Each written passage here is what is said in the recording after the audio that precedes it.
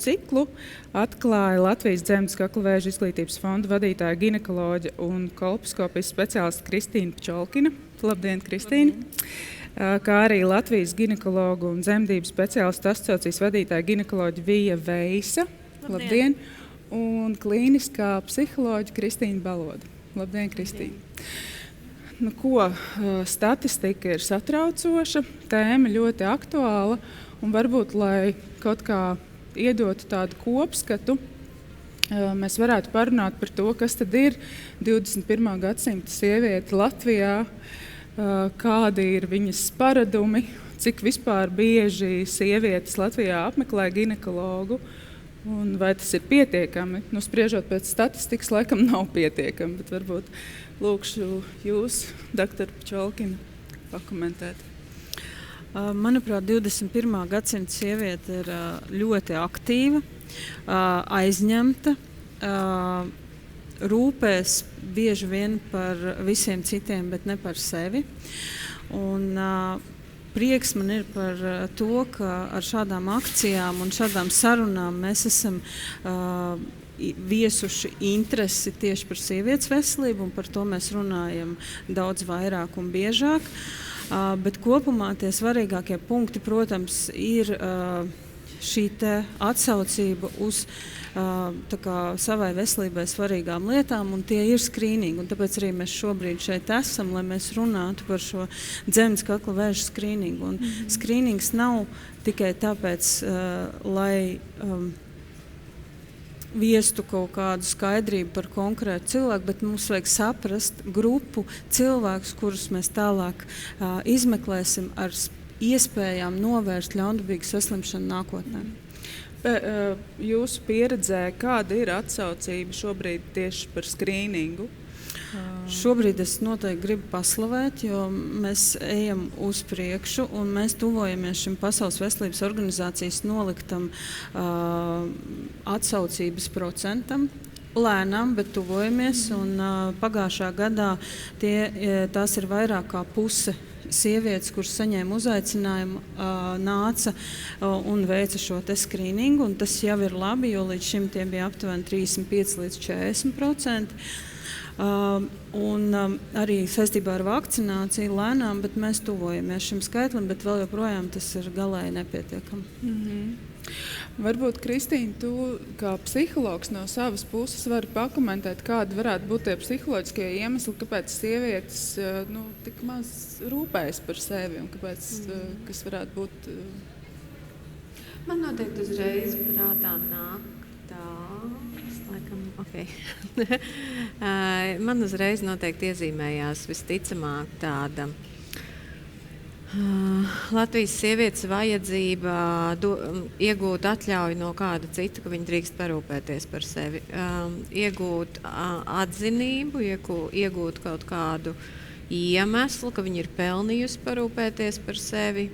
Ārsta apmeklējums ļoti bieži tomēr ir saistīts arī ar finansēm. Un mans novērojums arī strādājot praktiskajā darbā, tas ir tā kā es visiem citiem visu kaut ko atļaujos, bet tajā brīdī, tad, kad man ir savā tādā pašaprūpē vai veselībā jāieguldās, es arī ieslēdzu uzreiz to kalkulātoru un skatos, cik daudz man tas būs tīri materiāli, ko man tas mainīs vai nozīmēs. Būtībā es teiktu, tie ir tādi pašapziņas jautājumi, Latvijas sievietes pašapziņas jautājumi bāzē. Tad finansiālie un pašapziņas. Un tie vienmēr iet roku rokā. Paprasīt naudu darbiņā arī vajag pašapziņu. Taisnība. Bet tomēr izskanēja arī pozitīvas iezīmes, ka sievietes tomēr vairāk sāk rūpēties par sevi. Kas, varbūt, doktor Vējs, jūs varētu pakomentēt, kas ir tās sievietes profils, kura regulāri apmeklē ginekologu, rūpējas par sevi? Kāda ir tā sieviete?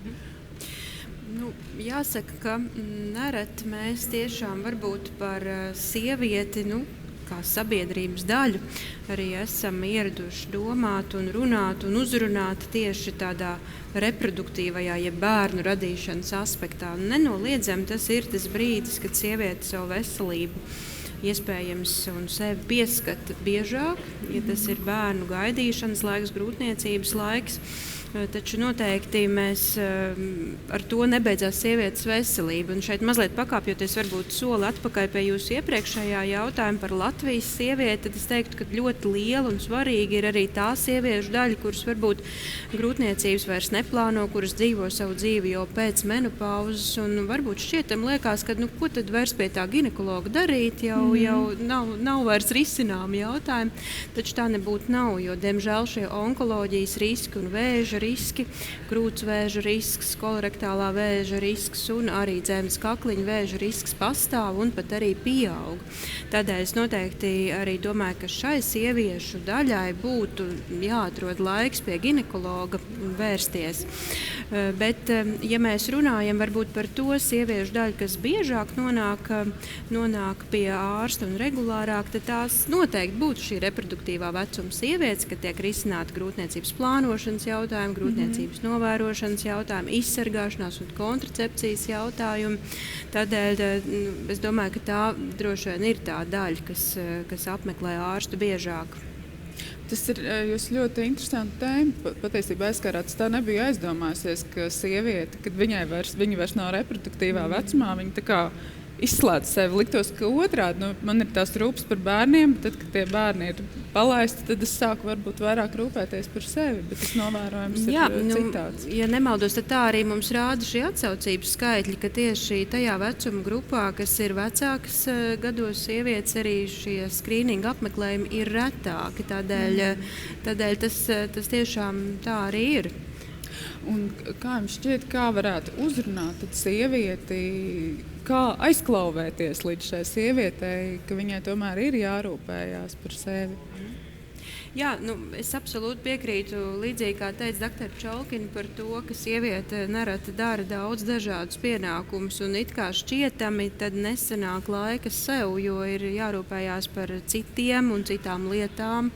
Bet jāsaka, tad, ja tā slimība aptur, tad šīs rūpes par citām lietām un citiem sev blakus, protams, ir krietni ierobežotas. Un tādēļ man liekas, ka drošāk ir piesprādzēties ar to drošības jostu pirms tā avārija ir notikusi, nekā cerēt, ka tiešām viss būs labi. Lielākoties jau jā, bet mēs jau nekad nezinām, kāda riska faktori var atklāties un ar kādu slimību, kurā dzīves brīdī tas var draudēt. Un bez tam, ja mēs runājam par šīm skrīningā nosakamajiem riskiem, tad jāsaka, ziniet, nereti tomēr onkoloģija ir tā, kas var atnākt negaidot un kuru atklāja nereti jau vēlīnās stadijās un cilvēkam var būt tiešām salīdzinoši īsa dzīvildze pēc tam. Bet ja mēs runājam par dzemdes kakla vēzi, arī par krūts vēzi, tad šeit agrīni atklājot šo vai riska situāciju vai agrīnu vēzi, tā ārstēšanas prognoze ir krietni veiksmīgāka nekā tad, ja tas ir ielaists audzējs. Un tādēļ ir ļoti būtiski to darīt tad, kad sūdzība vēl nav. Tas nozīmē regulāru ginekologu apmeklējumu. Dr. Čolkina, varbūt jūs varat pakomentēt, cik tad bieži būtu jāiet pie ginekologa? Nav tāda, cik bieži. Noteikti, nav kaut kāds tāds minimālais minimums. Jā, minimālais minimums ir atsaukties skrīningam. Tātad sievietē vecumā no 25 līdz 70 gadi vismaz vienu reizi ir 2 gados krūtsvēža skrīnings, sievietē no 50 gadu vecuma vienu reizi 2 gados kolorektālais vēža skrīnings, un šis dzemdes kakla vēzis savukārt dalās no 25 līdz 30, tie ir minimums reizi 3 gados. Ja iepriekšējais tests ir uzrādījis labu rezultātu, un no 30 līdz 65 tas ir varbūt pat vienreiz 5 gados, ja šis tests ir uzrādījis labu rezultātu.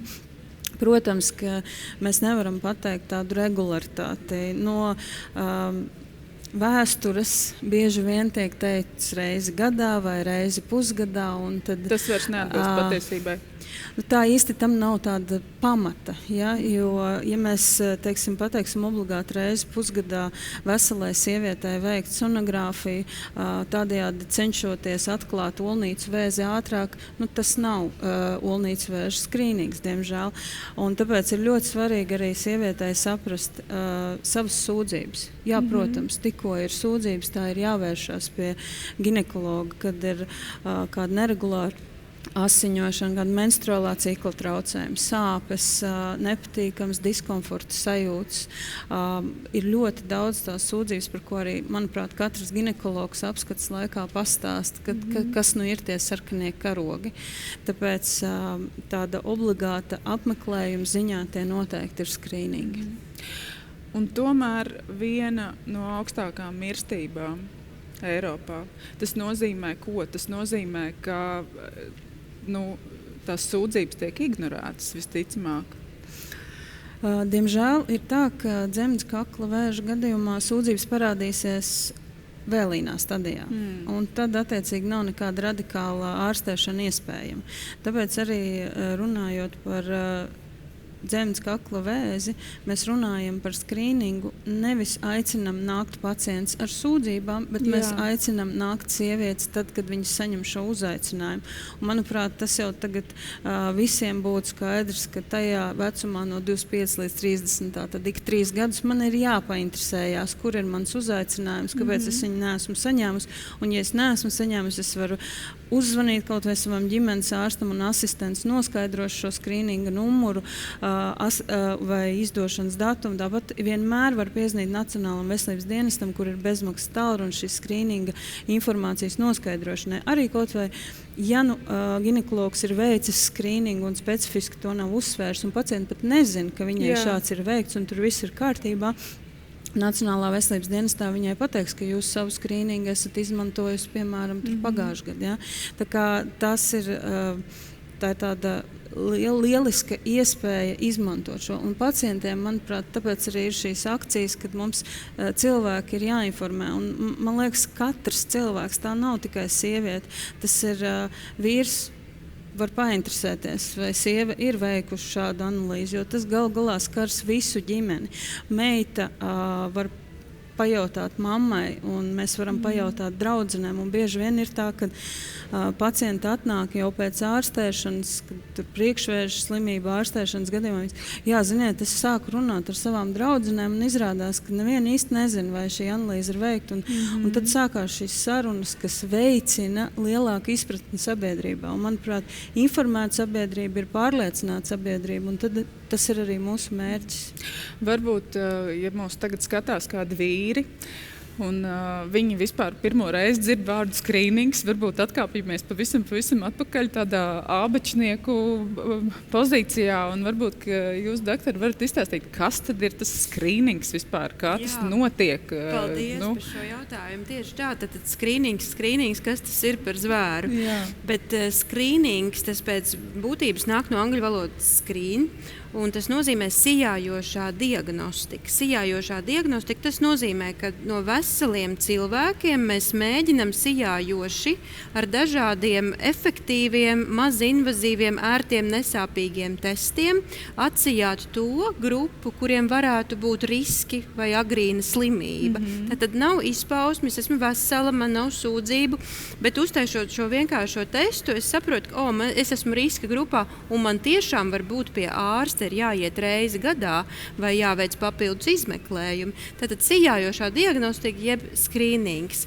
Un tad tieši tāpēc tas attiecās uz katru sievieti šajā vecumā, sākot no 25. Bet varbūt vēl mazliet arī papildinot un domājot par šo jautājumu, kāpēc tad mums ir tiešām arī tik slikti šie mirstības un saslimstības rādītāji uz Eiropas fona. Jāsaka, mums tiešām pēdējos gados ir izdevies Latvijā ieviest ļoti nozīmīgas izmaiņas tieši šajos skrīninga testos. Jo, kā es tikko teicu, tajā sijājošajā diagnostikā, jeb skrīningā ir ļoti svarīgi, lai šis tests ir efektīvs. Lai veicot viņu, mēs varam uzticēties, jā, šeit ir zems risks. Lūk, un jāsaka, līdz 21. gadam Latvijā tiešām mēs lietojām testus, uz ko mēs tā tik droši nevarējām paļauties, kā tas ir šobrīd. Tātad mums ir tiešām nozīmīgas izmaiņas, un mums ir izdevies valstī rast šo finansējumu sievietes veselībai, un līdz ar to mēs tiešām aicinam aktīvi to izmantot, jo tad, agrāk veicot varbūt šo mazāk informatīvo testu, mēs tik ilgu šo laiku, šo drošības spilvenu nevarējām apsolīt, tad šobrīd uztaisot cilvēku papilomas vīrusu testu vai šķidrumcitoloģijas testu līdz 30 gadiem, mēs tiešām šos 3 vai 5 gadus varam iedot laiku, kad nākamais tests ir jāveic, un tāpēc arī biežāk tas apmeklējums nebūs nepieciešams. Tādēļ iespējams, tas mirstības un saslimšanas biežums tādēļ mums bija augsts, un arī tā atsaucība, ja mums ir bijuši 33,4% no sievietēm ir atsaukušās skrīningam, tad arī pat ar to iepriekšējo testu tā apmeklētība un testu veikšanas biežums bija salīdzinoši zems. Un pareizi es saprotu un zinu, ka skrīnings ir bezmaksas. Jā, tieši tādā. Tas ir ļoti svarīgi. Tātad, saņemot šo skrīningu uzaicinājumu, sievietei gan ārsta apmeklējums, gan pati analīze ir valsts apmaksāta. Ar nosacījumu, ja viņa to veic pie ārsta ginekologa, kuram ir līguma attiecības, jeb sadarbība ar Nacionālo veselības dienestu, jeb tātad, kurš sniedz šos valsts pakalpojumus. Jā, izvēloties maksas ārstu, šī vizīte netiek sekta tikai tāpēc vien, ka viņai ir skrīnings, bet viņa šos testu var veikt arī valsts apmaksāt pie sava ārsta, rēķinoties, ka tad vizīte nebūs valsts sekta. Bet pie Nacionālā veselības dienestā līguma attiecībās esošiem ārstiem, gan tests, gan apmeklējums būs valsts apmaksāts. Man liekas, ka katrs Latvijas iedzīvotājs, kurš kaut reizi ir mēģinājis kaut ko dabūt bez maksas medicīnā, ir saskāries ar tām bezgalīgi garajām rindām. Kā ir šajā situācijā? Vai nav tā, ka es pierakstīšos uz skrīningu un man teiks, pēc gada? Nē, noteikti nav. Mēs taisījām tādu nelielu eksperimentu ar medicīnas studentiem un mēģinājām pieteikties pie valsts apmaksāta ginekologa. Tas gan bija jāsaka pierīgā Rīgā, mierīgi līdz mēneša laikā varēja tikt. Wow. Jā, tas nav bēda. Tā tad nav jāmaksā, nav jāprasa nevienam finanses, tad kaut kas tur cits slēpjās tajā. Kas tas varētu būt, kāpēc sievietes? 40% tas tomēr, labi, tas ir labāk nekā bija pirms tam, bet vienalga tas ir maz. Ja tas ir valsts apmaksāts, nav jāiegulda savas finanses, ir tikai jāpierakstās un jāaiziet. Jā. Par to nav jāmaksā. Es tomēr likšu to jautājumu zīmi, jo lielai daļai sieviešu tomēr ir savi ginekologi, kas ir maksas pakalpojumu ginekologi, un vismaz cik es dzirdu savā praksē, atdalīties. Tās ļoti bieži ir emocionāli tuvas attiecības sievietei, un it īpaši mēs šeit runājam par slimību, kur var saistīties arī ar nāvi un asociācijām ar nāvi vai ar ļoti smagiem dzīves periodiem, un sieviete pēc būtības jau, ja mēs tā paskatāmies ar to atbildi, kāpēc es par to pašapziņu, sevis apzināšanās, tas būtībā ir bāze tam, lai es rīkotos saskaņā ar to, ka es uzņemšos atbildību arī par sliktajām ziņām. Un ļoti bieži sievietes pirmā reakcija ir atlikt sliktās ziņas, domājot, ka viņas pazudīs jebkurā jautājumā. Un es nedomāju, ka veselība te būs kaut kāds izņēmums. Tās varbūt arī vienkārši elementāras bailes. Es esmu daudz dzirdējusi arī tos komentārus par to, ka es labāk dzīvoju ar sajūtu, ka man viss ir kārtībā, nevis es eju taisīt to skrīningu, un tad es gaidu tos rezultātus, un tad es dzīvoju ar to sajūtu, kad es visu laiku esmu tā kā uz kaut kāda riska vai kaut kādā riskā. Tas redz ir arī tāds psiholoģisks mehānisms, un es nevarētu arī kā psihologs teikt, ka tas ir tā viennozīmīgi, jo liela daļa cilvēku bailes patiešām arī ļoti nozīmīgi ietekmē, un tie paši pētījumi arī medicīnā, ja mēs skatāmies. Viņos arī ir sava korelācija, cik daudz cilvēku veselībai nozīmē drošības sajūta. Un es domāju, tādēļ tas noteikti būs arī jautājums par to, kāds ir ginekologs, kāds varbūt ir ārstējošais ārsts, kā šī informācija tiek iedot sievietei kopā ar drošības sajūtu, ar iedrošinājumu, ar tomēr tādu, mazlietiņu varbūt arī tādu pagrūšanu, tai drosmes virzienā sākt uzņemties to atbildību. Pat, ja tas nozīmētu, piemēram, saskarties ar grūtībām. Tad tā trauksme par nezināmo ir lielāka par bailēm, ka varētu, ir trauksme par nezināmo, attur rūpes par sevi. Tā sanāk? Tā trauksme par man tagad ir jāsaka. Tu teici, ka sieviete baidās. Viņa negrib uzzināt sliktas ziņas. Un ko sieviete dara? Viņa izskaistina pasauli un visu sev apkārt. Pēc tā tendence, varbūt šis arī ar manām pozitīvajām domām, ar manu gaišo redzējumu, ar kaut ko tādu. Tajā ir arī zināmā mērā, mēs jau paši tās sievietes, kas tad ir tās sievietes? Kādreiz bijušās meitenes, kuras mēs paši esam infantilizējuši līdz tam līmenim, kad viņi iespējams lielākoties kaut kādā mērā nenobriest. Un to mēs redzam sievietes attiecībās atkal ar finansēm, to mēs redzam sievietes attiecībās ar viņas veselību, sievietes attiecībās ar viņas dzīvē būtiskākajiem partneriem vai būtiskākajiem cilvēkiem. Un tur ir ļoti daudz, pasas dati rāda vienu, bet uzvedība un spēja par sevi kvalitatīvi parūpēties ir pilnīgi citā līmenī. Līdz ar to tas būs tāds mazliet arī tāda princeses dzīvošana burvju pasaulē, kur visu atrisinās kāds no malas vai notiks visādas brīnumu lietas un rūķīši atnāks un fejas nolaidīsies. Un tas varbūt arī ar tādu to iracionālo pusi ļoti bieži saistīts. Es nezinu, tad kaut kādas ļoti noskrējušās tās mūsu latviešu princeses, jo visas manā lokā sievietes ir pārslogotas, strādā, ir aizņemtas, un drīzāk tas viņu attaisnojums ir par to, ka nav laika.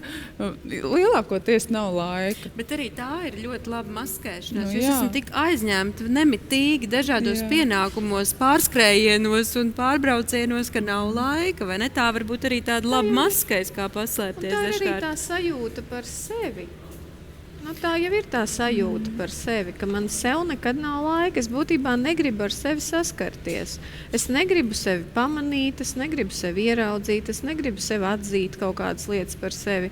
Un tajā ziņā jau mums ir tomēr sabiedrības normas joprojām pietiekoši spēcīgas, ka sievietes vadošā identitāte ir mātes identitāte un rūpju identitāte, un kamēr mēs nebeigsim sievieti identificēt ar mātišķumu un rūpēm, mēs nevaram sagaidīt no sievietes adekvātu attieksmi pret sevi kā pret cilvēku, kas ir virsvērtība.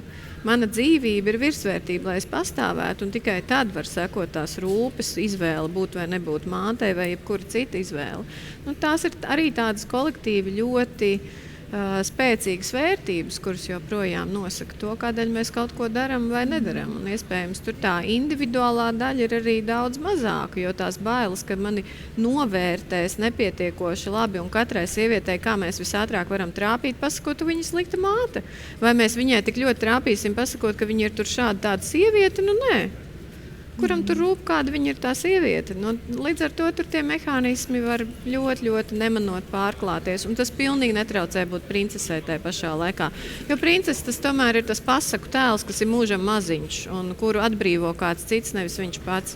Tas nenozīmē, ka es uzvedos kā pašapzinīgs cilvēks un pārstāvu savas vajadzības. Tā skaitā arī pašaprūpē. Tas tomēr ir tāds, bet redz, te principā uzņemās to atbildību, to rūpi uzņemās tas valsts veselības dienests, kurš atsūta uzaicinājumu uz skrīningu, bet vienalga. Tur jau arī ir noteikti sava interese, nevis noteikti, bet pilnīgi noteikti. Jo skaidrs, ka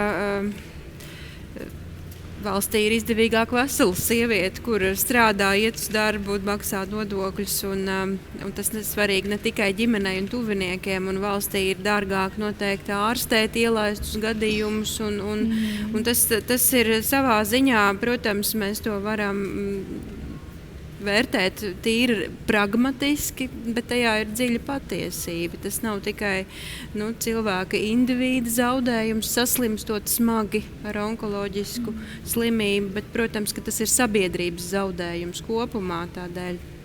Jā, un ne visām slimībām ir šis skrīnings, kas ir ļoti būtiski zināt. Un jāsaka, ka tātad, man liekas, vēl viens tāds iedrošinošs faktors sameklēt šo savu skrīningu vēstuli plauktā ir tas, ka lielākoties mēs nemeklējam tur vēzi. Tas nav vēža, mēs to tā saucam, zemes kakla vēža skrīnings, bet tas nav vēzis, ko mēs tur atrodam. Mēs atrodam riska grupas sievietes, kurām ir rūpīgāk jāizmeklējās, kurām varbūt tests ir jāatkārto pēc gada, kurām ir rūpīgāk jāveic dzemdas kakliņa izmeklēšana, ko sauc par kolposkopiju. Un pat ja tur atklājas šīs priekšvēža izmaiņas, tātad jau sākušās izmaiņas šūnās, bet kas nav vēzis, viņus veiksmīgi ārstējot, mēs arī to vēzi novēršam jau soli pirms viņš ir attīstījies. Tādēļ man liekas, ka tas tomēr varētu būt iedrošinoši veikt skrīningu un atsaukties. Jā, jo man liekas ļoti būtiski atgādināt un runāt, ka šis tiešām ir tas retais vēža veids, kuru var konstatēt vēl pirms vēža stadijā. Bet arī ļoti būtiski ir atgādināt to, ka princesi var ļoti viegli apstādināt ar vēža saslimšanu, un tad viņai rūpes par citiem nebūs vairs iespējams. Tas ir viens. Otrs, mēs varam šo vēža risku ļoti izteikti samazināt nākotnē, vakcinējot savus bērnus, gan meitenes, gan zēnus. Jo atceramies, ka šis ir vienīgais vēzis, kurš gandrīz 100% ir vīrusa izraisīts. Tātad nav citu, nav iedzimtības, nav kādu citu faktoru, kādēļ šī saslimšana attīstīsies. Un tas ir ļoti svarīgi. Arī šobrīd, diemžēl, tie vakcinācijas rādītāji bērniem nav tuvu tam, kas ir vēlamais Pasaules veselības organizācijas uzstādījums, kas ir 90% meitenēm šajā vakcinācijas grupā. Mums šobrīd sanāk pagājušā gadā saulaicīga vakcinācija, tas ir 12 gadus vecas meitenes, saņēma tikai 46% pabeidz šo vakcinācijas kursu. Vēlamais ir 90%, lai mēs runātu par labi vakcinētu populāciju. Tāpēc arī ļoti svarīgi šobrīd vakcinēt zēnus, jo mēs nevaram šo populāciju aizsargāt tikai ar meiteņu vakcināciju.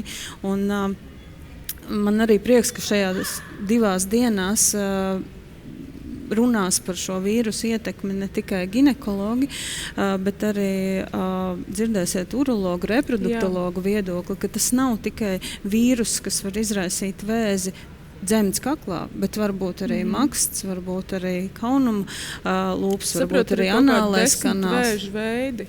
6. Jā. Un tātad tas ir kaut kas tāds ļoti plašs, visaptverošs. Un šīs skrīnings, tā ir tāda viena maza daļiņa, kā es šodien satiku kundzi, kur man teica, paldies, ka jūs tik daudz par to runājat, jo es arī visu laiku domāju, jānāk, bet kaut kā atlikās. Bet es aizgāju un tiešām nav nekas tur tik briesmīgs.